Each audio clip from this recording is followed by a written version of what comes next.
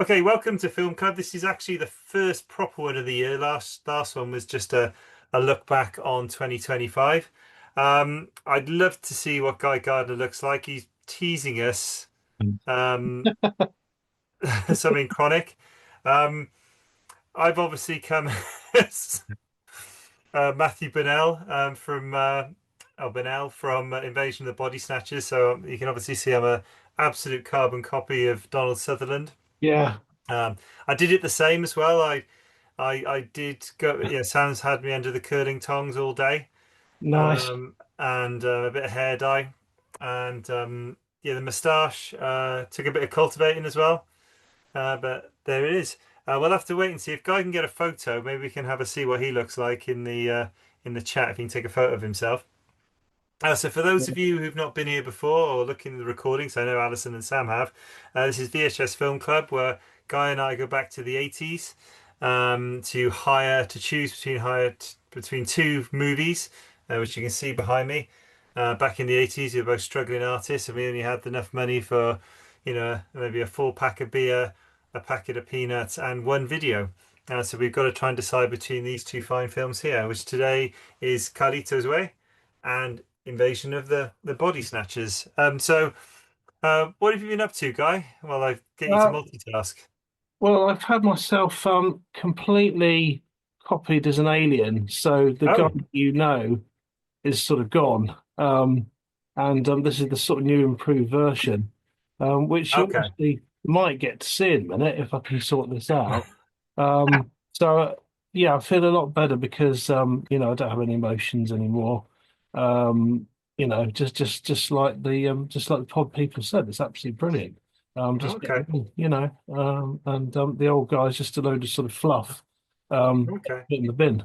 So yeah, Okay. pretty good. Okay. Okay. I'm finding it hard to tell the difference. Well, yeah, but that's the point, isn't it? It's like in every way, you know. Look, I can't do that. I can't speak too much because my moustache is going to come off. The moustache is gonna come off. Okay. Okay, so you've been copied. Okay, Yeah. I haven't done anything as exciting as that. I did a gorilla book signing on Friday, which went really well. Amazingly, the person who turned up to have their book signed was actually had the same name as the main character in Valhalla, which was amazing. Um, I did Self Pub Fest recently as well.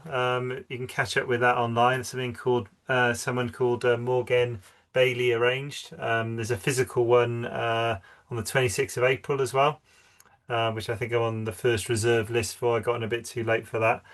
And maybe I should keep that other news guy that we've been talking about. Maybe we leave that for another time. Let's not reveal our hand all at once. Yeah. Don't tip it all. Don't tip the hand. Yeah, let's cover what everyone's brought in terms of snacks. So, Alison, did you want to come off camera and show us what you got? Maybe Alison's busy. I know she had some American sweets, some like jelly sweets that look like little wiggly worms. Oh, Maybe we get wait to see there. that. I'll move on to Sam. Sam, what did you bring to Film Club? What have you brought to the party? No. What? Well, I have got a double decker, Yeah. but I'm not eating it because I'm still too full from dinner. Well, from the And banoffee I pie. had banoffee pie, and Where that's where is the why double decker? Where is it? the double decker. Do you want me to go get it? That's still in the cupboard. It's in the Yeah. cupboard. I'm Oh, stuck. I sorry. can't fit No, any more food in. don't worry. Yeah, well, anyway, I'll show. Right, you got to try and guess what I'm going to eat. So I've got on the one hand, I've got a picnic, Oh, nice. and on the one hand, I've got a fries Turkish delight. So one of these I will eat. You'll eat the picnic. You're not going to have the Turkish delights. You hate them. Yeah, Yeah, exactly. that's why it's still in the cupboard. No one else is going to eat it. It's just in there. I think it might survive a nuclear winter. The house would be gone, and there'll just be a Turkish delight. In fact, that maybe that's the future. Ridley Scott video. With the sand. It's my house used to Yeah. be there, but it got destroyed in a nuclear war, and the sand came over, and then all they find is the Turkish delight. That's the only archaeological evidence that was ever here. Would be this chocolate bar that I don't eat. And they'll go, "Oh, you must have really liked Turkish delight," because Sam's an archaeologist, and they'll go, "Oh, you must have loved Turkish delight." I said, "No, the reason it's uneaten is because I don't like Turkish delight. They're completely It's the wrong. afterlife. Yeah, yeah, yeah, Yeah. yeah. Okay. Yeah, I'm Well, having the picnic.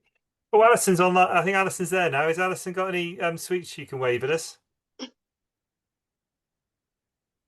I can see Alison's ceiling again. No waving to the sweets. Okay. But thank you very much. What did you bring, guys? um, so I got some blue ribbons, which I genuinely really Okay. like. Hi, Blue Ribbon. And then I went fries as well. But are those chocolate creams? Oh, I know. Yeah, Yeah, those yeah, yeah. fondant ones, yeah. And They're they one of those used ones to, I'm surprised they still make. yeah, and they used to have like multicolored ones, but they stopped doing them. Yeah. But they were a proper 80 thing, but I've not been able to track any down yet. They Do you may know, be I specifically picked a picnic. I do like picnics, but when I looked into the history of the picnic, I was amazed to find they've been around since the late 50s. Oh, really? And I was thinking, well, Invasion of the Body Snatchers is a remake of a late 50s film. What a Yeah. perfect snack to have. So that's why I went Oh, for a nice. picnic. So my film this week is, and I should explain the premise of these, okay? So went for films, and it'll be, I think you need to watch the films to really understand the. I don't want to do any spoilers, but with Carlito's Way, it can't really be a spoiler because you see the end of the film at the beginning of the film, really. Yeah. You kind of know what's going to happen. But I guess it's kind of those films that are almost on rails from the beginning. And it's a little bit, and the reason I related this to Valhalla because there's some elements to that. So once you get to the end of that book, you almost have that thing. Well, could it have been any other way? Almost. Yeah. Was it on rails right from the start? No, you don't read it in that way. But yeah, I think that's what I like about these two films. They're almost on rails from the start, but you've got absolutely no idea. And even saying that doesn't really um, give anything away, actually. But yeah. Anyway, that was the point. This is why we chose these two ones. So I got Carlito's Way, iconic cover. This is actually from a scene in the film where Carlito is kind of cornered when he's just out of. I think he's like minutes out of prison and he managed to get himself cornered in a gunfight, and he's in the bath. He's kind of in the toilet with an empty, with a gun with an empty round. You know, sort of like blagging the fact he's still got guns in there. But really, really iconic scene in the film, and really, really iconic use of that scene on the cover as well. So yeah, so the synopsis of this: ex-con Carlito Briganti, who was a massive like smack dealer, but got sent down.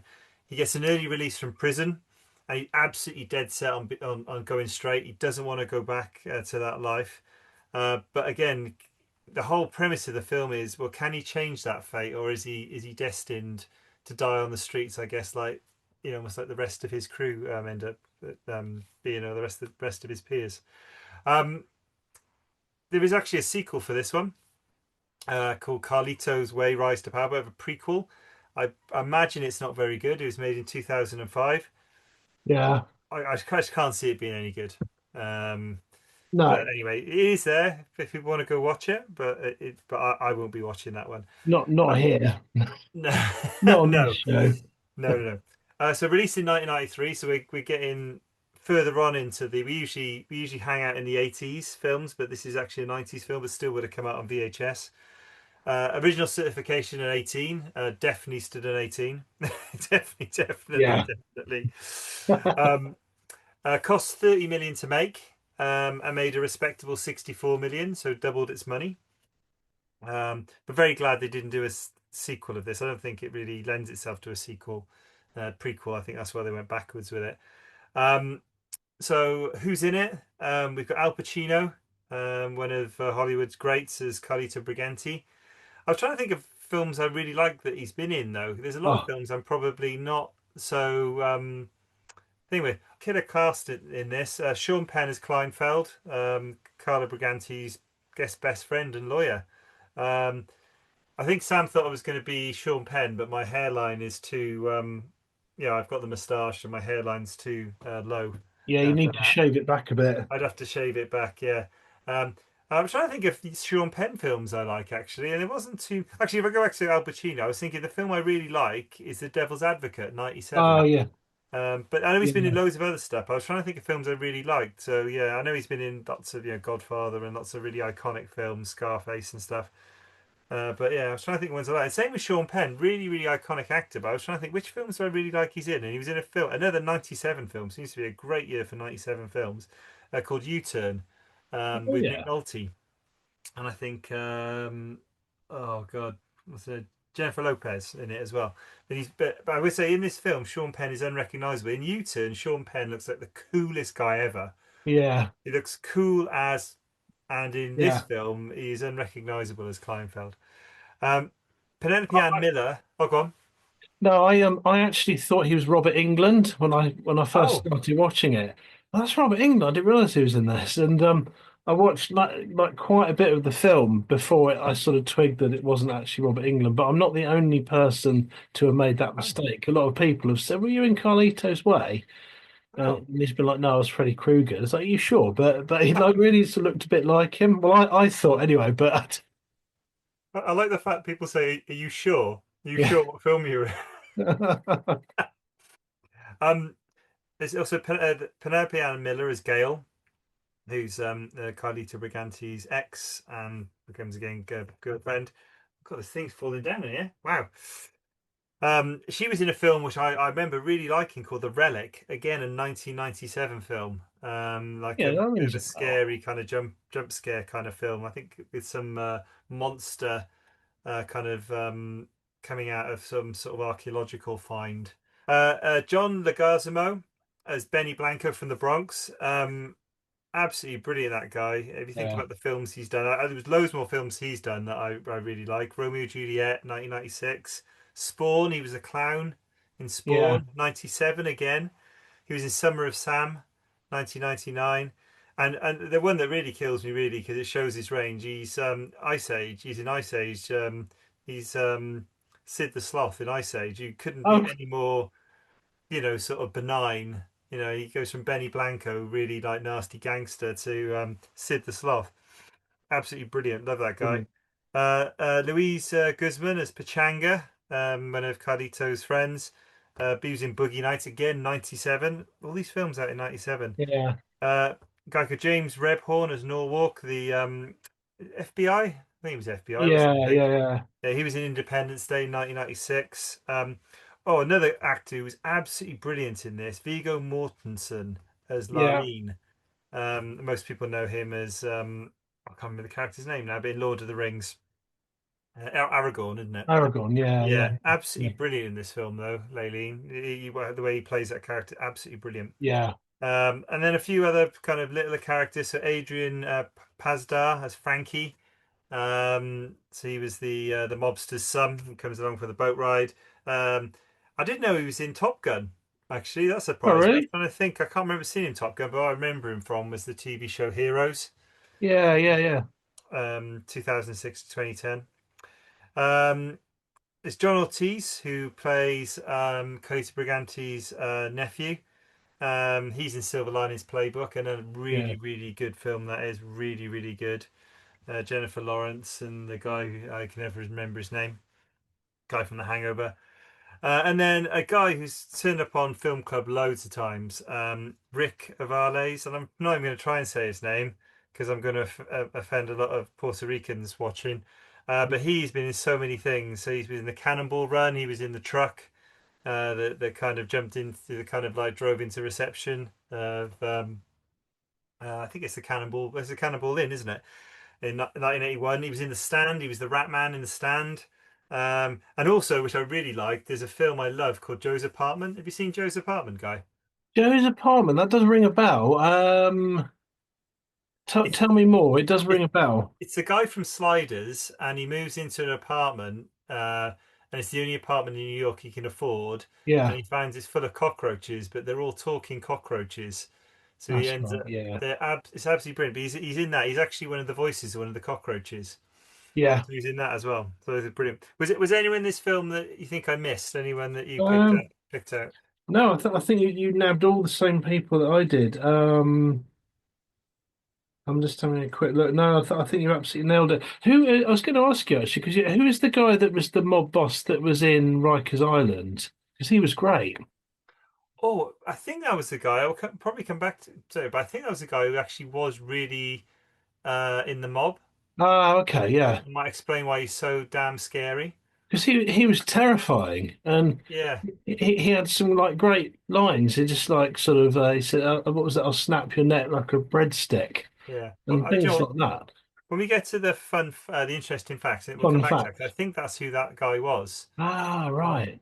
Well, Alison says Shanghai Surprise with Madonna was a complete flop. I really enjoyed it. I think was that one with Sean Penn in because I know Sean Penn and Madonna were an item for a while. So is that the film they kind of met on? Because I know Alison has a Yeah, vast film knowledge. Maybe she can fill us in there. But maybe that was a film they met and ended up getting together on. But that does ring a bell. It's been a long time. I don't know if I've seen Shanghai Surprise, but there are some Madonna films that I would like to do on here. Like Who's That Girl? I love that film. The yeah, films yeah, with yeah. cats in it. Okay. Did you have anyone? So it was just that guy. Yeah, it's just that guy. Yeah, yeah, yeah, Okay. yeah, Okay. So directed by Brian De Palma, who did some amazing films. I didn't realize over what period. So he did the original version of Carrie, yeah, Stephen King's Carrie in 1967. I think most famously he did The Untouchables, which yeah, is such a stylish film. I mean, yeah, you yeah, see yeah, some of that style in Carlito's Way. yeah, Such a good stylish film. So 87. But then he also did Mission Impossible, the first Tom Cruise Mission Impossible. yeah. And that guy's still knocking them out now. And obviously not Brian De Palma directing, but yeah, that first Mission Impossible I enjoyed. I didn't enjoy the last one to be honest. Sorry, Tom. And you spending 5-10 minutes introducing your movie didn't go down well with me either. Film was long enough as it was without you waffling on for 10 minutes. Yeah, yeah, yeah, Anyway, sorry, Tom. We'll do Top Gun at some point.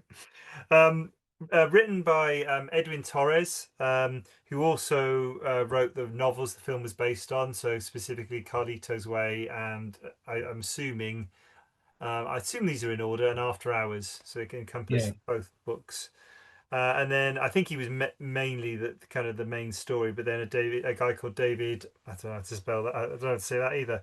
Coep, but he Oh seemed to yeah, be more of the screenplay specialist. So he did Jurassic Park yeah. '93, Mission Impossible '96. Obviously, was somebody who worked with Brian De Palma. And a film I was trying to remember exactly what this was about, but I've got a feeling Kevin Bacon was in it. Stir of Echoes '99.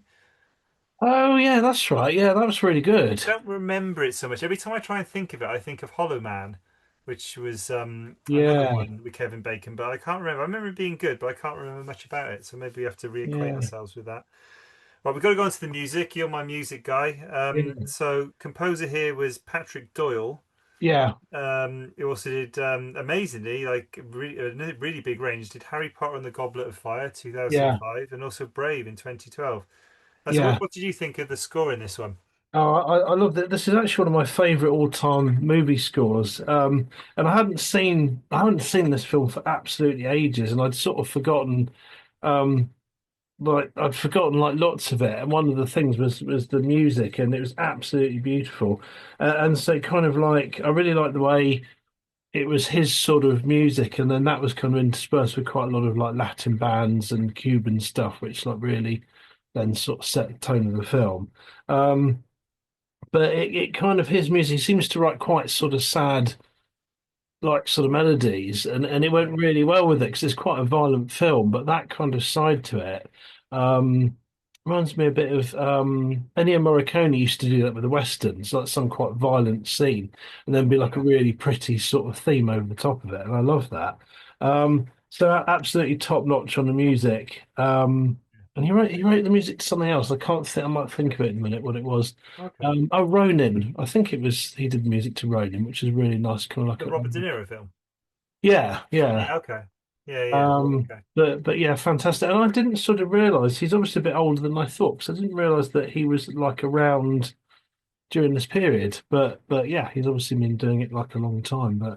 Um, It's but out of yeah, the box, isn't it? I mean, that first scene, where Carlito's being taken to hospital, which is kind of the jump forward, isn't it? The yeah, music there right from the start is because you have all the music before Carlito goes into one of his monologues, which I think are great throughout the film as well. But it's yeah. absolutely beautiful. The only fly in the ointment for me with the music is I don't like that song "You Are So Beautiful." Oh, you do? I don't. It didn't spoil the film for me clearly because this is the Yeah, film I'm going for. But it's yeah. still I might have chosen a different song. in a but different way with it. Yeah, yeah. yeah, but Ah, okay. I did like it, but and well, I'm not gonna. I've actually written on my notes, don't do any spoilers in quite big letters, it's kind of hard to be yeah, honest with this one.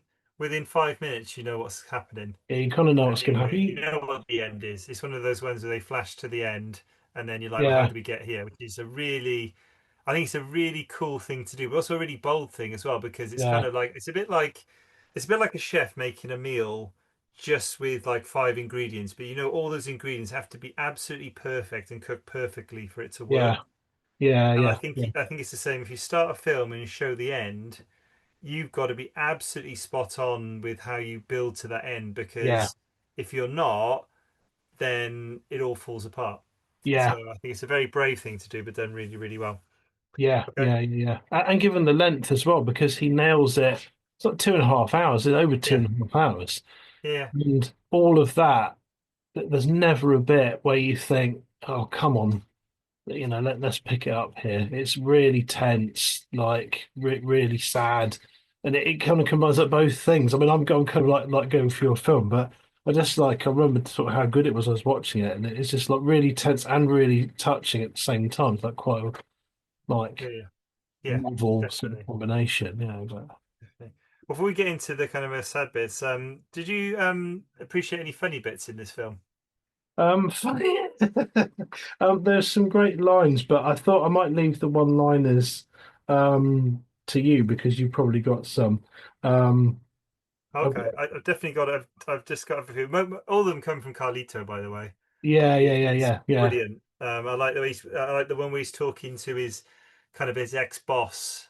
He comes and meets him after he gets out, and he's telling his ex-boss he's going straight. He's not going to go back to the street selling stuff. He like off the cuff tells him, "I'm studying to be a priest," and you could almost see the guy going, "Are you joking?" You yeah, can't tell whether he's joking or not. It's brilliant. It's absolutely brilliant. yeah, yeah. Oh, Alison says, I still believe the scores in the 1956 version were so much more intense for the piano notes. Oh, Okay. oh, I see. For which song are we talking about? You might have to give a bit more context, Alison. I'm not 100% sure. Um, okay, but we'll come back to that. Yeah, Other Carlito ones I like it with when he's talking about he's going to be a car rental guy. And he just says, and I'll do it with a big smile on my face too. And they're just little things. They're not stand-up comedy funny, but yeah, they're just great. And then when he's talking to Sasso, and Sasso's kind of waffling about how much he owes, and I think he says, "Oh, I think I owe 6K," and he goes, "Yeah, that means 10." yeah, It's so sharp. It's so sharp. But yeah, really good. So yeah, Carlito, and it's such a brutal film actually, because there is a lot of heavy emotion in it.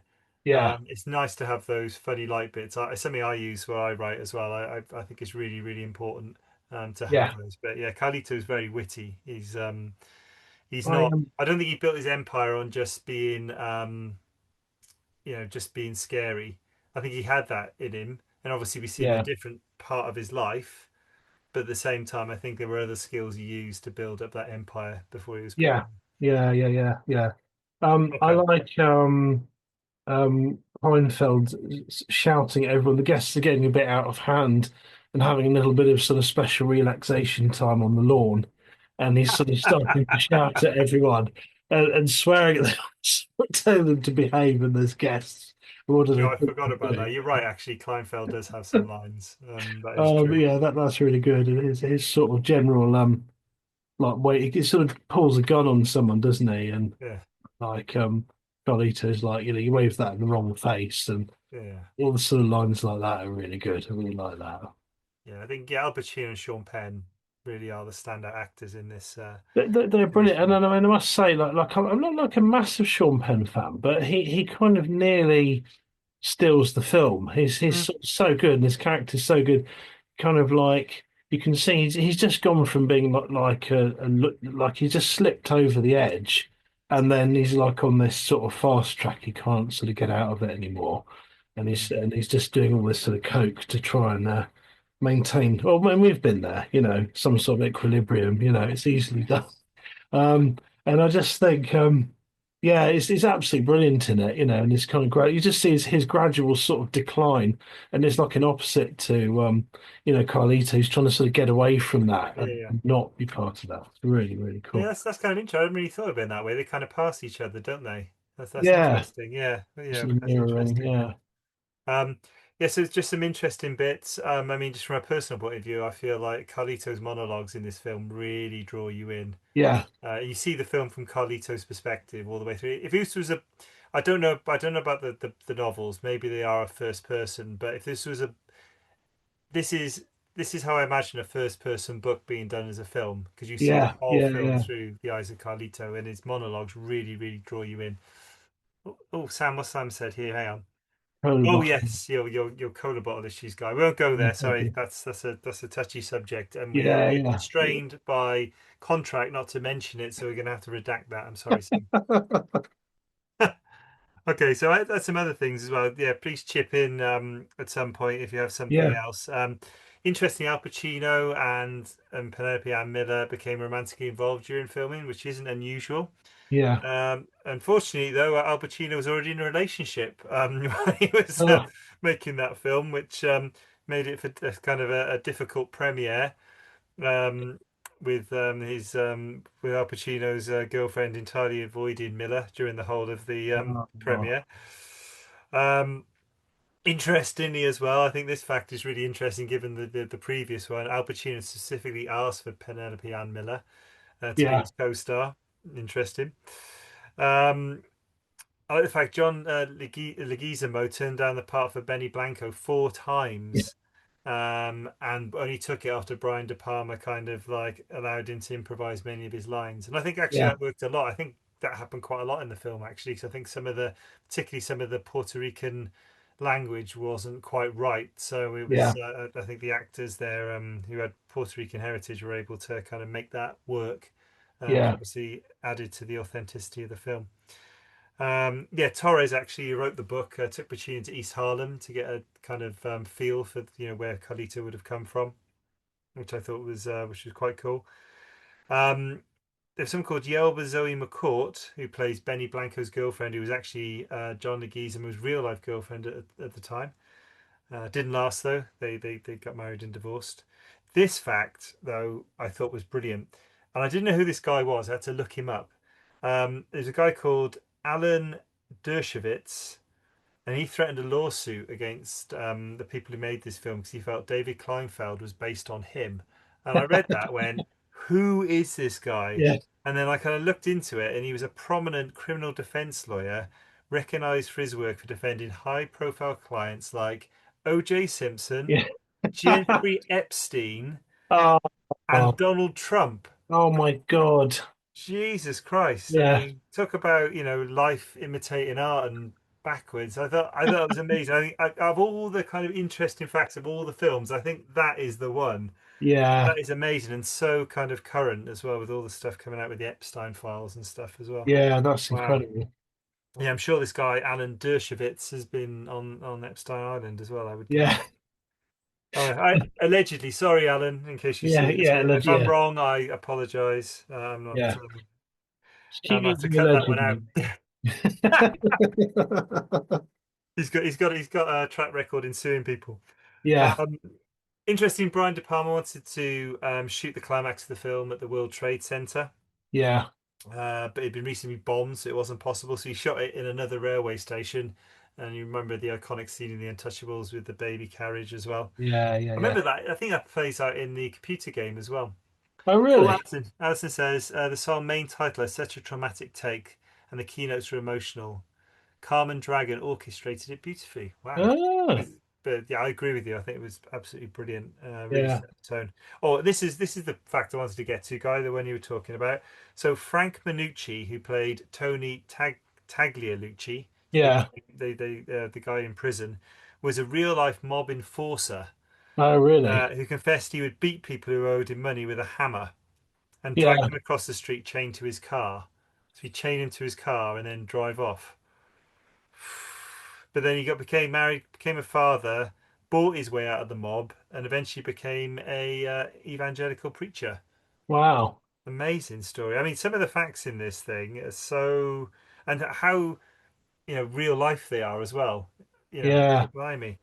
Um, this one I loved as well. Al Pacino played professional pool in Nevada for a month to prepare for his pool playing scene. So this is one scene where he does a trick shot, and he spent a month in Nevada really. being a professional pool player in preparation for that, which I thought was brilliant. It's brilliant, isn't it? I And love that. I love that scene because you gradually you sort of realize along like you gradually see what he's going to do, and mm, he's setting the shot up. It's so well done, and you're like, by the end of it, you're like, oh my God, now I see what he's going to do. this is They brilliant. go clean out. So good, so good. And if you're offended, you might want to cover your ears. The word "fuck" is said a total of 139 times in this film. You're only going to hear that once in this video, but 139 times in Yeah. Carlito's way. Um, Did you have any interesting facts about the film you Um, wanted to share? I've got a couple. I think you covered. I've got some great lines. The street is watching. She's always watching. I love Hmm. that. Benny Blanco briefly turned into a heroin brand that became very popular. Oh So, wow! someone had sort of seen it and gone, "That's great! What a great selling point!" So yeah, you could buy Benny Blanco in New York, which I thought sort of tickled me. Yeah, Sean Penn apparently did it.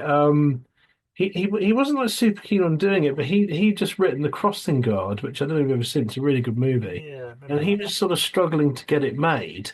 Yeah. So he sort of took this on in order to give himself a bit of sort of clout and earn some money, so that he could then sort of go on and direct the film. But um, he was so good in it. I don't know if Oh, that's he's brilliant. entirely sort of true, um, but I love the Benny Blanco one. That really sort of tickled me. Um, yeah, and yeah, Legacy was sort of improvising a lot of the lines, and he credits that film where he really sort of found himself as an actor. He said up until then he'd done films and everything, but he said that he had so much freedom, he really discovered sort of like who he was Mm. um, from like that point on, which I thought was pretty cool. Okay, cool. Have you got a favorite line in this film? I got one favorite line, which I think sums up the film in one line. Favour You might gonna have the kill same you one. faster than a bullet. Yes, yeah. Favor's gonna kill you faster than a bullet. I mean, That's great, isn't it? it's such a brilliant bit of writing. Yeah, It's absolutely. It's the kind of thing, I guess. I guess it's what people kind of go with poetry, don't they? They want to kind of like say something in a very concise way. I guess you can't yeah, say it's beautiful language, I guess, but I just think it's so good because it says so much in such a yeah. short amount of words. I think it's brilliant.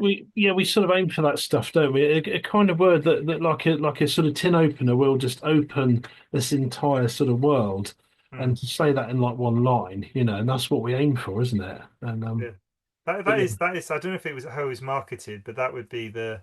That's how I would market the film. If I was yeah, marketing, I'd say, right, that is going to be on the posters.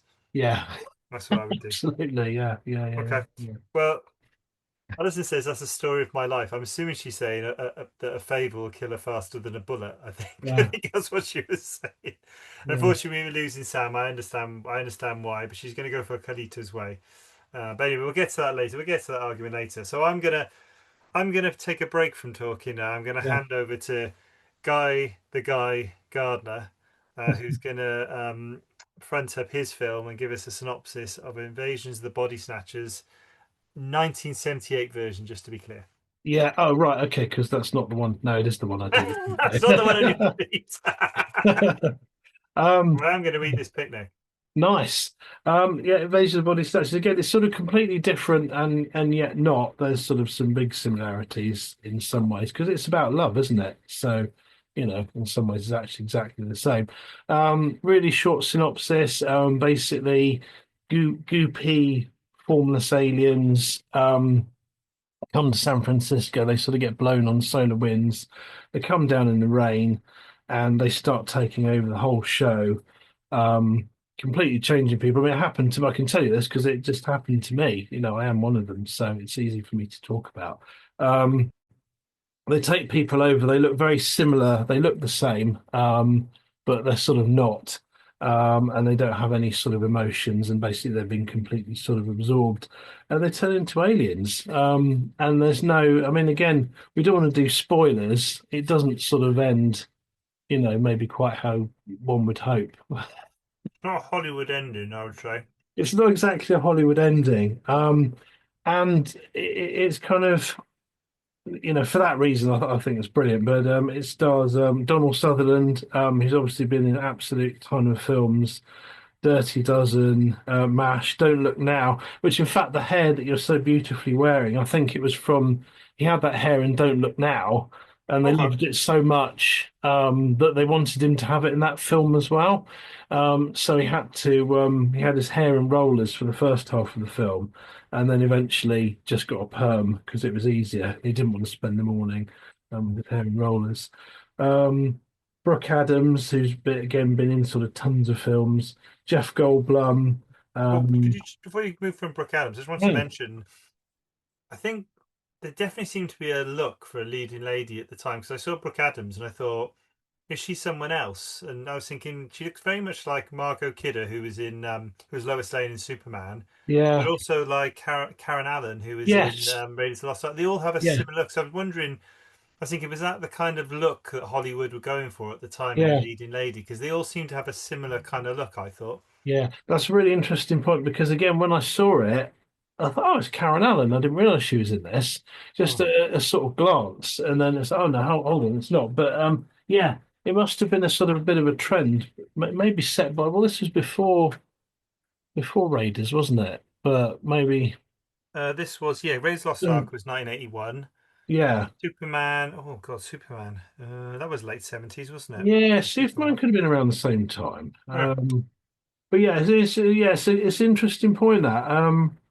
Who else we got? Jeff Goldblum again. He was in yeah, The Fly, Silverado, Jurassic Park, Death yeah, yeah. Wish.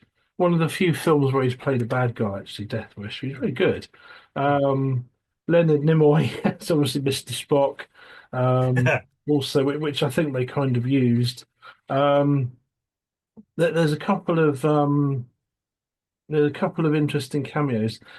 Kevin McCarthy, who is the man that runs and sort of falls over the bonnet of their car, Yeah, was in the original film yeah, as the original sort of lead character, which I thought was pretty cool. There's some other one. I'll get I'll get the other one in a minute. The brilliant Veronica Cartwright, who's in Aliens. yeah. Um, I think. Alien. Um, She didn't make it to Aliens, Oh yeah, no, she unfortunately. didn't. No, you're She absolutely right. comes She up didn't, by, did yeah. she? Which is V-Swix. She's kind of got. I guess she's from Bristol actually, which is pretty cool. I didn't realize that. I've already I got had no idea. fact for you there. Yeah. She's kind of like really. I love her. She's always sort of got this sort of amazing scream, which I think is kind of sort of trademark, really sort of top notch, genuinely frightening. When she's frightened, there's probably a really good reason to be frightened as well. Um. The director, I'm just going into sort of appearances, but the director makes an appearance Yeah, yeah, as well. yeah, Don Siegel, who's the original director, is the taxi driver yeah, in it yeah. as well. Um, I kind of got back, I've got a fact about him. I'll come back to that. It's written by W.D. Richter. Oh, can I mention a Who, few other people that I saw oh, in yeah, it? yeah, go So I on, yeah. like slightly. So there was Art Hindle as Yeah. Jeffrey. So this is Brooke Adams' husband. He was in Porky's 1981. Ah, yeah, Uh, yeah, right. he was in that. Maurice Argent as the chef. He was in Dirty Harry, Yeah, 1971. There was a guy called Wood Moy as Mr. Tong. So he's the guy oh God, in the dry cleaner. No, it wouldn't be dry cleaners, just would have been cleaners, wouldn't it? The laundry yeah, place. And he's saying that not my wife. That guy. yeah. He was in Howard the Duck, 1986, which I'd Ah, love to was do. he? And he was also in an episode of Knight Rider as well, which I thought was cool. Um, Oh, okay. and then yeah, Joe Bellin, who was the banjo playing homeless person with the boxer dog. I assume he was homeless. I assume he was living on the streets. Yeah. He was in So I Married an Axe Murderer in 1993 as well. Ah, So I got to yeah, pick up the people who had smaller parts because they tickle me. yeah, absolutely. How did you find that out? Because I never would have found that out. That was a The excellent piece of. internet is my friend. Yeah, yeah, yeah. It clearly is. That's brilliant. The banjo that he played was done by Joey Garcia of the Grateful Dead, which I Oh, thought was quite cool. Yeah, he sort of came and recorded some banjo. He's supposed to look. He sort of like looks a bit like him, yeah, which is intentional. Um, yeah, yeah, that's cool. Yeah, Robert Duvall's in it. He's got a little cameo. yeah, Um, yeah. I just noted down Random Priest because he just in the beginning, like creaking back and forth on the swing, a little bit, alarmingly, I would say. Not entirely comfortable. Just think Um, about that next time you go on a swing somewhere with the kids, how that looks to yeah, the people. I think the trick to that is to just make eye contact while you're swinging back and forth and just not break gaze. Seems to be what he did. And it was pretty creepy. Um, so it's written by W.D. Richter, who did Needful Things, Slither, Big Trouble in Little China, which is a Big cool Trouble in Little one. China, yeah. And also Jack Finney, who wrote the original novel, but he did Yeah, quite a few sort of movies into novels, type things. Um, yeah, look, I think it's better. I have seen the original one, and this is a lot better. And there's a few scenes that kind of make more sort of sense in it. Um, the Body Snatchers. What did you think about the? Oh, I should talk about the sound actually as well.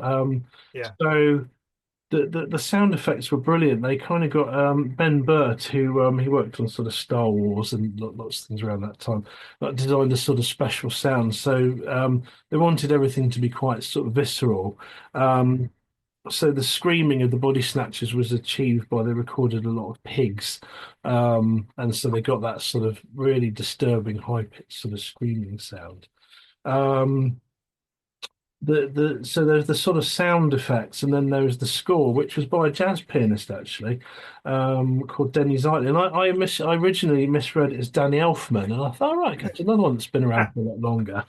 And then I went back, and it's like, oh no, Denny Zeitlin. But Denny Zeitlin is he's a really interesting guy. He's a brilliant jazz pianist, and also a really really good psychiatrist. And he's got a sort of oh, practice. And he's had a dual career. He doesn't use like the psychiatry to support jazz. He's a completely dual career as a brilliant psychiatrist and a brilliant jazz pianist. And it's the only film score he's ever yeah, done. And there's not a huge amount. A lot of it is kind of quite like mechanical, sort of, I suppose, I call it like industrial sort of sound type stuff, but works really well. And then it's shot through with things like sort of Amazing Grace on the yeah. bagpipes, and which kind of adds to the overall um, sort of horror of the whole thing. But what did you think about the I, special effects? well, actually, I want to just go back to stay on the music for a sec, if you don't mind. Hmm. I love the fact that Danny Zeitlin did the music on Sesame Street. Talk about Yeah, Rain. And I like that fact you mentioned about this is the only motion picture score he did. One thing yeah, I'd like to mention, because I thought the score was brilliant, by the way. But one thing I'd like to mention is, and really unusual, and there have been some exceptions to this, but no end credit music. yes, And it was so creepy. yeah, And I'm not going to go into how it ends or anything like that, but it is so apt yeah, because music is a very, very human thing. It's yeah, probably one of the most human things. It can be art. Is one of the most yeah, human things there is, I think, yeah, or sentient being kind of thing. And it's definitely something that's lacking in, even though sentient beings, I guess, but it's very much more lacking in the aliens who are much more like a hive mentality, I think, yeah, yeah, rather than individuals. They don't have individualism, whereas humans do, and they don't seem to yeah, have that. But I thought it was really telling there was no music. And yeah, yeah, I'll go to specialist. The only thing I was mentioning, you mentioned the director Philip Kaufman, who made like you said, made a cameo as the city official on the phone. yeah, I want to mention he didn't direct many films, which surprised me because this is such a yeah, good film. yeah, One of the best sci-fi films ever made, one of the best remakes ever made, yeah, and I couldn't really find much else that he'd done of any note, apart from the fact he was the writer on Raiders of the Lost Ark. That's yeah, amazing. So real one-offs there. You got a one-off director and a one-off composer, and they make an yeah, amazing, amazing film. yeah, yeah, yeah, yeah, yeah. As you Um, mentioned, special effects. Do you want to start on special effects, and I'll chip um, in with mine after? yeah, sure. So again, all the special effects were designed to be they were all sort of live. So again, we return to this a lot in like the realm of special effects being actually there. Mm. So all the pods were sort of real. That they kind of achieved this the sort of threads creeping out of them, which is absolutely horrible. By filming it in reverse, so just putting the threads back through. Then obviously when it's shot the other way, it looks like they're sort of creeping out. Um, they sort of plant-like things, and then yeah, just all sort of done with like latex and nylon. I sort of looked at that. There's the sort of which if you go on YouTube, you see it straight away, like the dog with the man's face. Yeah. It's absolutely horrible. And I thought, oh, how the hell did they do that? Well, they put a mask on a dog. Um, and then made him. I think the dog. I hope they didn't pull his tongue through. It kind of like the tongue was coming through the mask. Um, but it was really effective and absolutely horrible because it's just this thing of these aliens just kind of completely like messed everything up. So there's lots of slime and glue. It was all sort of basically really like low tech in the very beginning, which is a lot like the beginning of the Orson Welles War of the ah Worlds. yeah, War of the Worlds. If you sort of see these aliens just kind of taking off, um, and they're just sort of like these sort of ephemeral, slimy sort of things, and all of that was just done with this guy found a load of gloop, which he just filmed in a tank and just blew it around and filmed the result of it, and it looks really cool because they're sort of like bacteria like. Yeah. Um, It's a bit like Flash Gordon, wasn't it? The way they did the, sort of the, I guess Kingdom of Mongo, isn't it? yeah, It that's was a right. kind of Yeah. similar thing, wasn't it? Yeah, that kind of stuff's it was used in another film as well. I'll think of it in a minute. But that effect is really cool. Anyway, yeah, things done in tanks. Um, the biggest sort of horror again always seems to be that it comes from the people and that they're slightly changed. So Mm. obviously we see later that they're kind of if you fall asleep near a pod, you're sort of in big trouble basically. Um, but the most horrific thing is how people are changed by it, and they're just like less emotional. And when they walk, they sort of don't turn their heads; they just walk and turn the whole body, like sort of RoboCop. And Mm. um, it's really sort of effective. And like when the two characters are being sort of chased it's really so I've definitely had nightmares like that. You're sort of chased by people that look normal, but Yeah, they're not in some way, and they're just calmly sort of coming after you. Or maybe that's me. I don't know. Hopefully you've had those as well. But um, but it is kind of like I mean, the film is incredibly tense. Um, and there's no. I mean, obviously we don't want to spoil it. But there's just no sort of let up, and from the beginning, and I think this is a brilliant idea. It's again this kind of thing that as a writer you wish you'd thought of, is that as soon as they fall asleep, they're going to be assimilated. mm. So you kind of know from the outset, well, this isn't going to go well because everyone has to fall asleep at some point. So they're taking pills, but like at some point that's going to wear off. So it's kind of got this like automatic inbuilt um, sort of like time bomb that you know that this is going to happen, and then it's what are they going to do with that time. Um, I love Yeah, that Leonard Nimoy was in it, and I think they totally used like his character as yeah, Spock which was a good, and he has because he's sort of really the whole film sort of hinges in a few lines. He explains what the aliens are about, and be born into a world sort of free of any strife or emotion. But most importantly, it'll be it'll all be calm and um, yeah. just before you, you talk about special effects, about the bit that and you covered this a little, to largely the fetuses for me were really Yeah, horrible and creepy. So the yeah, duplicates basically of the humans are horrible. I definitely yeah, agree with that. Okay. What about just going some scary bits on there? I think you mentioned like the whole premise of the film, and yeah, I've been psychotic in my life, a period of yeah, my life, and I found this scary before that, so even more so now, because all yeah, those things are kind of like explained away by psychosis, aren't they? Yeah. yeah, yeah, yeah, yeah, yeah, yeah. Um, Scary bits. I mean, again, I guess there's like two categories, isn't it? There's the category of the really horrible plants. And right in the beginning, when they're filming it, they really take their time filming all this jelly. And it's just like jelly on a plant, isn't it? Just Mm, dripping off. And yeah, it's kind of like quite full of quite a lot of foreboding. And mm, people are going, oh, well, these flowers, sniffing them. And like, you go, no, don't sniff them. You yeah. know, like Jeff Goldblum was going, they smell really nice. Mm. But don't put it But down. it is that Yeah. teacher, isn't it, who's like encouraging her pupils to go pick flowers, and you just like think about it afterwards. You're like, oh God, Yeah. horrible. Absolutely horrific. And they're sort of talking about them and like, oh, let's put it in a vat and see what Yeah. it does. And um, so there's the sort of visceral horror of the kind of, and there's quite a good scene where people, I won't say who, but like you see them being assimilated and the human body. They're throwing all this fluff. That was the other thing right at the beginning. I thought, well, they're Mm, throwing in all this garbage, and it's fluff, isn't it? It's like mm. Hoover fluff, but it's all that remains of the actual humans assimilated. It's like some wire wool. It's horrible. I had that on my list. That was one of the main ones. That is just horrible. Once you realise what that is, Yeah, it's horrific. yeah. Absolutely. And yeah, so things are the plants, sort of coming to life and but I think the idea of as soon as you fall asleep, but these things are just sat there. They can't do a lot. They Mm, can't chase after you. But as soon as you fall asleep, these little like tendrils come out. And there's one scene where you just see one of the characters asleep and there's tendrils just on his cheek, like sort of pulling it yeah. down a little bit. And it's like it's brilliant. It's so horrible.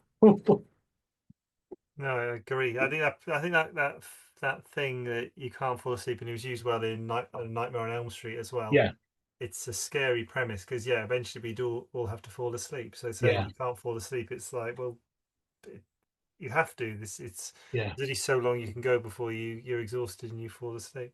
Yeah, there's a yeah, couple of jump scares as well. I think is utilised. A lot of the use of clocks. I think there's an alarm clock and a mantle clock that both made me jump as well.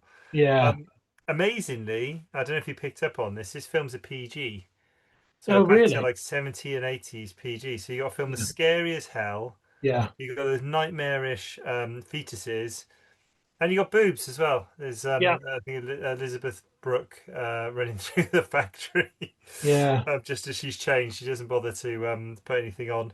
yeah, But yeah, the 70s PG. yeah, yeah, yeah, yeah. So you think, well, Amazing. what would it have to been to be an 18? I don't know. No, I agree. So any interesting this is your film, your friend. Any interesting facts from this film you wanna Um, so,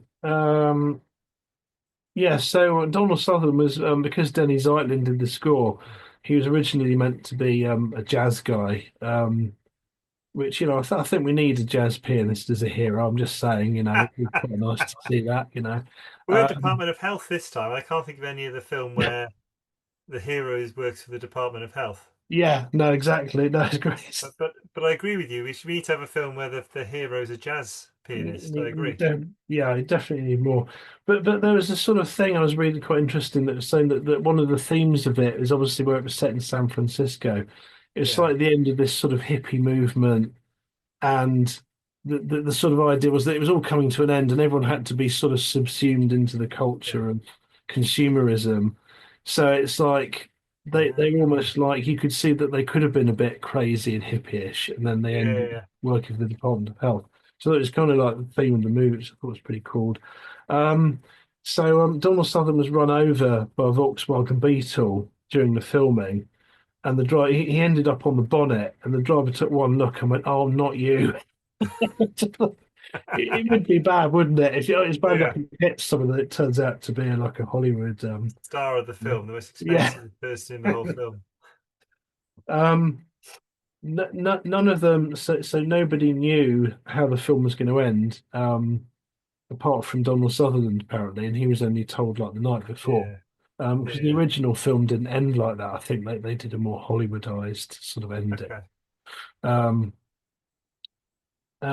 through Well, the I like we connected that as well. That yeah, I think Veronica Cartwright's reaction in that final scene was genuine. She didn't know, yeah, which I yeah. thought was cool. Yeah, absolutely brilliant, and he does a great job in it as well. It's a genuinely good scream. Um, I like just things I personally like the dialogue. There's not a huge amount of dialogue in it, um, and the dialogue gets less as the film goes on, which I think is Hmm. sort of probably pretty rare. Um, and it gets like more human. It's just their expressions, and it's just sort of gradually just getting to be. Obviously, everyone kind of sort of gets it. Um, so it's less and less people, and it's more just their expressions. And Donald Sutherland just sort of ended up just saying, "I love you," and um, I really love that. And it just ends up like the end of the film. There's I think virtually no dialogue in the last sort of Yeah, 10 minutes maybe, and he's just sort of trying his best just to cause a bit of damage, and yeah, it's I think it's brilliant. It's kind of a really clever trick. I've not seen it like anywhere else, I don't think. I've not seen that type of thing. But anyway, but maybe you have. But I really like it. I like this sort of dialogue because it's kind of again, it's like the humans are being sort of subsumed into this sort of alien race, and like that happens with the dialogue as well. Um, yeah. you know, The need for communication becomes less because everyone kind of knows what everyone's role is. So yeah, the need to communicate becomes, yeah, yeah, reduced. yeah. So yeah, but I like those sort of themes. Yeah, this sort of is this what utopian society would be? Mm. Um, and in some ways, it's like quite good because you see there's a couple of scenes where you see people that would have probably been like quite well off business people in nice suits, and they're just working, moving these pods about, Yeah, everyone's yeah, working together. So is that good? I don't know. Probably not. I mean, you do have to lose all art and expression, but other than that, it's it's sort of sound. Um, yeah, the dust thing, yeah, yeah, I quite like the whole yeah, you just sort of dust, like sort of wire wool. That's kind of yeah, all yeah. that sort of remains. I had another interesting fact. I can't find it at the moment, but if you've got any, please feel I've free got to. I've got a few I can jump in with. I like the fact that so I said I called her Elizabeth Brooke earlier. I mean Brooke Adams. Sorry, apologies, Brooke.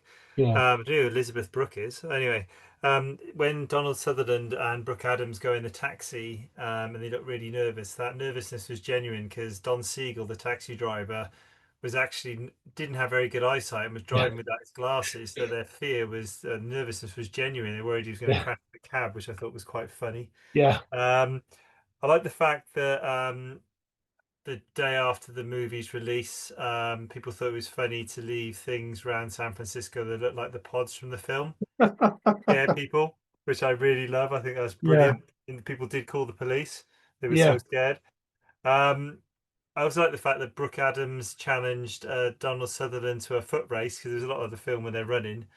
So she challenged him to a foot race, which she won, yeah, even though she was in high heels, which was brilliant.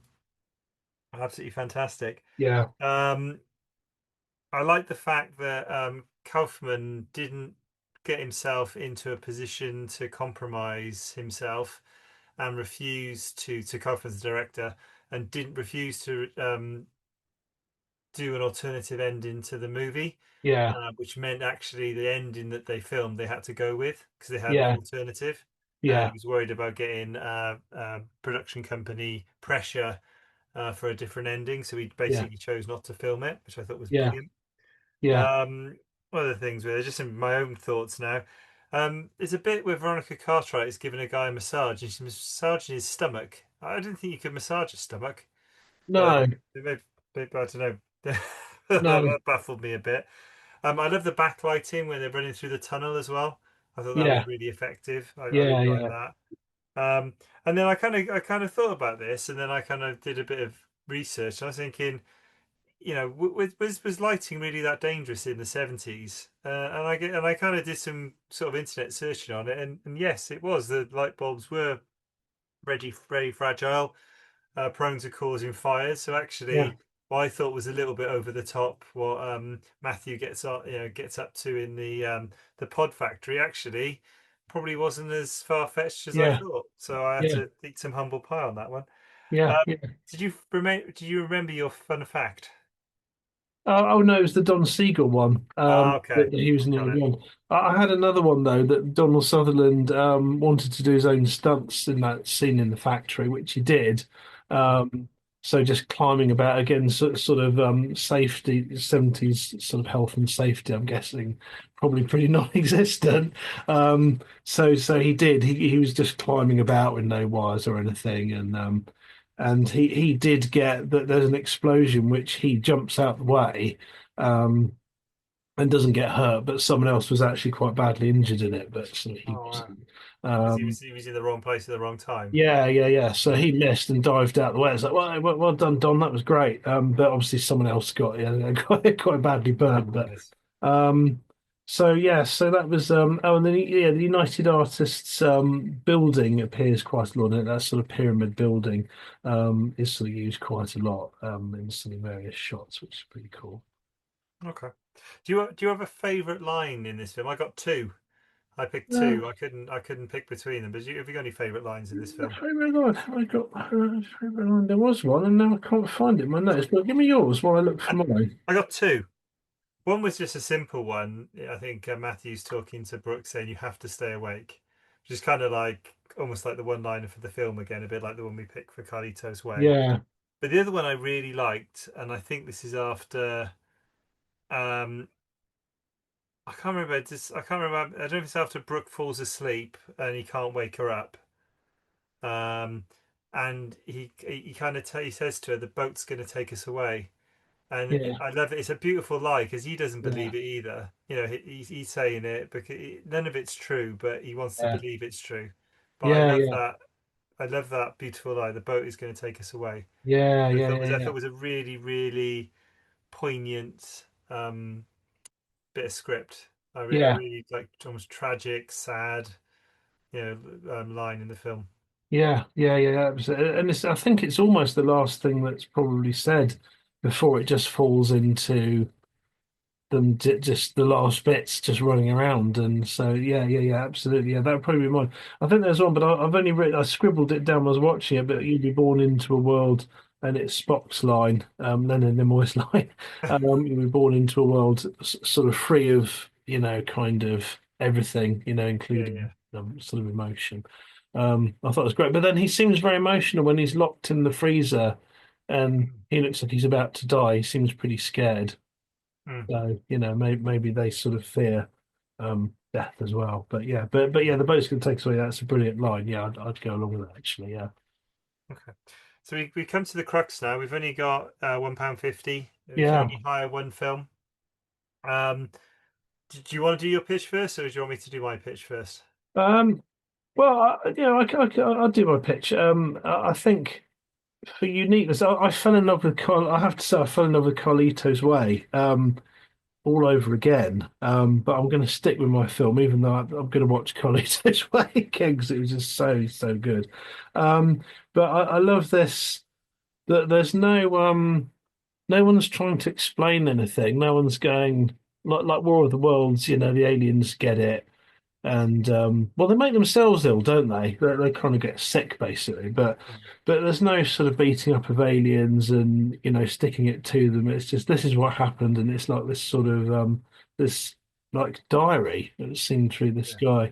Um, and the dialogue fades away, and I find it incredibly poignant and artistic and human. That what they do, and I absolutely love that about the film, and I think it's very unique. Um, and that's my pitch. I think just that, and the way it's sort of set and everything, and it doesn't go about sort of glorifying anything. It's just this is what happens, and mm, these are these humans involved, and this is what yeah. happens to them. I love that. So that's the thing I love most about it. That's my pitch. Okay. Well, I have to say, with Invasion of Body Snatchers, it does hold a place in my heart. I remember first time I watched it, I was late at night. It was on TV. I caught it not right at the start. I can't remember how far into it I was. It couldn't have been that far. And I was watching it, and I remember watching it, going, "Wow, wow, how's he going to get out of this one?" Yeah, I was so bought into like the Hollywood kind of this age, the age I watched it. I was so bought into the Hollywood kind of formula. I kept going, "Wow, they're going to really pull out of the bag yeah, here." So it's got a very special place in my heart because of that. But Carlito's Way, um, one thing that Invasion of the Body Snatchers doesn't do for me in the same amount of depth that Carlito's Way does is it draws me in. Carlito's Way draws me in. I feel as much as you know. You see, basically see the Invasion through the Body Snatchers through Matthew Bonnell's eyes. It's mainly Yeah, his story, isn't it? Um, and there's a tragedy to that, and there's a romance, but the story through Carlito's eyes is stronger for me. I feel much more for Carlito. yeah, This thing yeah, where he's trying to make a fresh start, and everything is conspiring against him to be able yeah, to make this fresh start. And you want more than anything he's going to do that. And I love the fact that he's you see him a different part of his life. He's following his heart. He's in love. You have these monologues as well that pull you in, yeah, that really, really do pull you in. You have this thing where you know what's coming as well, which kind of adds to the tragedy of the whole thing as well. yeah, Um, what I like about Carlito's Way is kind of what I want people to feel when they read my books. I want people to feel a range of emotions, whether it's yeah, excitement or whatever, feel something. But I have to say, the end of Carlito's Way moved me more than the end of Invasion of the Body Snatchers. I cried at the end of Carlito's Way. yeah, I yeah, was, yeah. I was crying like a baby at the end of Carlito's Way. And it wasn't the music, so I don't even like that song. No. But just where it ends, how it feels like the fact that Carlito has changed in a good way almost seals his fate. Yeah, If yeah, he'd have yeah, been like he was before, he would have killed Benny Blanco. yeah, Things, basically things would have worked out different in the end. But yeah. then he couldn't have got to the end bit. So that's what I mean. It's like tragic. It's so on rails it is. And then there's the bit that's done so well at the end, the bit with the poster on the Oh, train yeah, station, where it's the bit. It looks like where they're trying to get to, where him and Gail are trying to get to, yeah, yeah, yeah, yeah, and yeah, Gail's there and she's dancing, but she's dancing on her own. yeah, And then it plays on a bit longer if you watch it on a bit longer, and then she's dancing with a small child yeah, after a little bit, but it's just still just her and the small child, and yeah, it yeah, still yeah, and I think that's the main difference for me is that Carlito's Way touches me emotionally a lot more stronger than Invasion of the Body Snatchers it does. As good as Invasion of the Body Snatchers is, as good as yeah, being one of the best, it doesn't for me. It doesn't matter. The Invasion of the Body Snatchers is one of the best sci-fi films ever made, or it's the best remake ever made. yeah, For yeah, me, yeah, it still doesn't touch me in the same way I would feel for a book that made me cry, for example. And in the yeah, same way, yeah, I like to try, I try and write in a way where I don't necessarily set out to make people cry, but I want to make them feel something, yeah, whether I make yeah, them yeah, scared or make them laugh or make yeah, them cry. That's my aim, is to get you to feel an emotion. yeah, So Carlito's Way for me is the one. yeah, So so Alison, so at the moment the count at the moment is Carlito's Way 2, because Sam went for Carlito's Way. Invasion of the Body Snatchers, unless you're going to jump ship, guy, is 1. So yeah, Alison, you're with your comment. It's a difficult one for me. I love both movies, but for different reasons. But I think Alison, we're going to have to try and push you for a. If you don't give us an answer, then it's going to be Carlito's Way wins. yeah. She Well, here we went for go. your Is it? movie. Uh, Oh my. Okay, we're gonna have to go wider then. I'm afraid we've got a draw. We've got a draw yet again. You should be a yeah. politician, guy. Every time we go toe to toe in a debate, I Yeah. lose. It's weird, isn't it? I don't do. I just seem to have some, some power over people. Well, I've got power over people now because I'm an alien. And I'm just interested in giving them my pods. I'm losing me. That's it. I think your moustache is cool. I think it's people just don't trust you because of the fake moustache. That's what it is. It It's the just has hair. this air of general The untrustworthiness. hair. I look Yeah, like Sideshow Bob. yeah. Okay, Um, we've got a draw then. Okay, we'll have to go wider. We'll have to do a poll on Facebook and see what people go for. I have to. I'm glad Yet you mentioned again, the poster scene because I did like at the end of the movie. I was really tired when I watched it, and that yeah. poster scene is like, oh my God, that was. And I watched the whole thing. That made me watch the whole thing through when she was sort of dancing. Yeah. It was very, it was really, really good. It really, really, very, yeah, it did make me cry. I won't lie to you. Um, I can't believe you went for the film that didn't make you cry. well, I've got to stick to my guns. I asked for Body Snatchers. I know the bit where I started watching it was when, because I didn't see it from the beginning either, the first time Body Snatchers. And the Yeah. bit I started watching was when he has that rat turd on Tweed, Ah, and they go, "No, okay. it's caper." It's like, and he says it's a caper, then eat it, and then he goes outside, and there's like his windscreen's been smashed. Uh, Yeah. When you said that, then I thought you said keeper, the '80s toy. I don't know why, but you meant caper. That didn't make any sense at all in my head. But you meant caper, the the fishy thing is a fish. They are fishy, aren't they? Capers. Yeah, yeah, I yeah, thought. yeah, Yeah, yeah. yeah. Have on pizzas and stuff. Oh, here we go. Yeah, So we got a suggestion for next time. Oh, here we go. Oh, what a brilliant idea. yeah, that's Okay, great. Madonna movie next time, and Old Kids on the Block can come back definitely. Yeah, I'm going to throw it there because I wanted to do it for a while. I'm going to say, "Who's that girl?" No, no, who's that girl? Yeah, who's that girl? The one with the humour in it. That one. yeah, I'm going to go for that. If anyone wants to make any suggestion for some other Madonna film, obviously we're talking about the VHS era. yeah. But yeah, if someone has to come up with another one, more than happy to do that. Let's make a Madonna. We'll sing a Madonna song, or we can do a Madonna medley if you want. We can do a medley of Do a songs. medley. We do Well, need a song. I did think about doing a song for this, but I felt it wasn't right. The tone of the films was bit not right depressing. to do a Yeah, song. I just didn't feel right about it at all in any way yeah, whatsoever. Butchering "You Are So Beautiful," even though I don't yeah. like the song, I didn't feel right about butchering that. I didn't feel right about doing "Amazing Grace." No, it would have been It a, just it'd didn't been a seem the hard one. right film to do it for. Well, right film. Desperately Seeking Susan's another one. That's a Madonna one, isn't it? That's quite good. We could do those two against each other. I'd like to do that. I'd be really nostalgic because those are films Yeah, that you don't see on the TV at yeah, all. But probably watch them and find out why. I don't know. yeah, But yeah, let's go for that. Okay, so decision made. Who's that girl? Which yeah. I want. Um, Okay. versus Desperately Seeking Susan. If you're happy to have that one, Guy. Yeah, yeah, yeah. That's fine. Yeah, All right, cool. yeah, Let's go for it. I'd like to thank the audience. Well, I'll put on a poll to see if we can see who actually wins out of these two blockbuster films. But thank you very much as always, Guy. I'm gonna have to yeah, do some very clever editing to get you back on camera. yeah. Um, What's going on there? we need maybe we should have a rehearsal. Yeah, thank you, Alison. Thanks. Um, yeah, Yeah, maybe do some maybe do a rehearsal next time to see if we can fix yeah. the No. camera issues. I mean, I sort of never kind of even thought to test it because it just worked every Yeah, time so far. So I just foolishly assumed that it would work this time. But the light's on, which indicates the camera's working. But I don't know. there's Weird.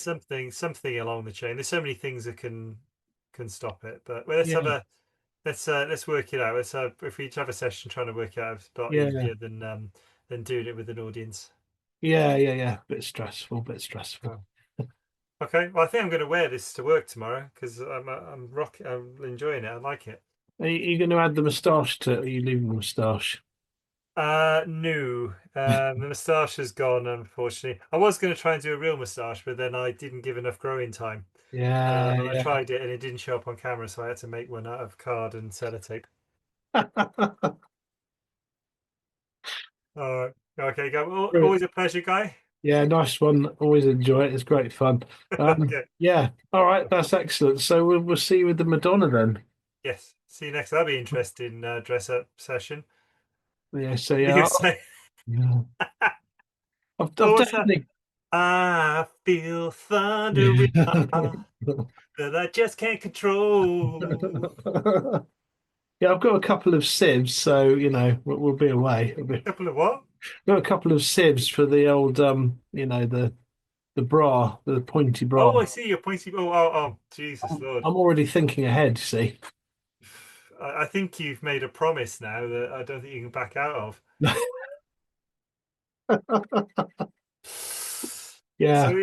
next time, if you want to tune in for me and Guy Cone Boobs Gardner, then